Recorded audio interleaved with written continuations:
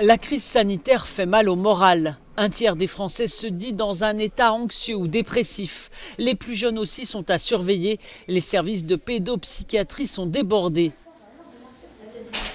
Le gouvernement permet donc le remboursement à 100% de 10 séances de psychologue en ville pour les 3 à 17 ans.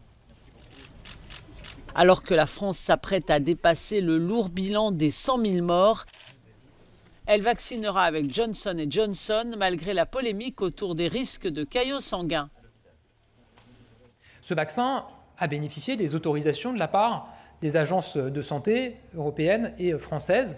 Et donc, à ce stade, ce vaccin va évidemment être distribué et administré dans les mêmes conditions que ce qui est prévu aujourd'hui pour le vaccin AstraZeneca, c'est-à-dire pour les personnes âgées de plus de 55 ans.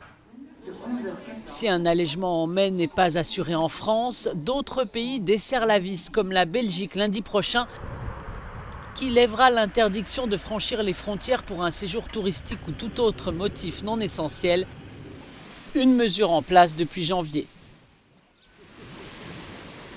Des allègements des restrictions sont également attendus cette semaine en Italie, en Irlande, en Slovénie et en Grèce. Ici aux Pays-Bas, 5 cafés ont été rouverts à Utrecht dans le cadre d'un test afin de voir si le virus circule.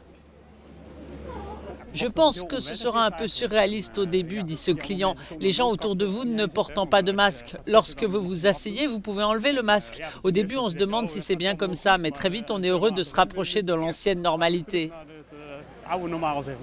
Lors de cette expérience, plus de 500 000 personnes ont essayé de réserver une table. 3 000 ont tiré le gros lot en présentant un test négatif.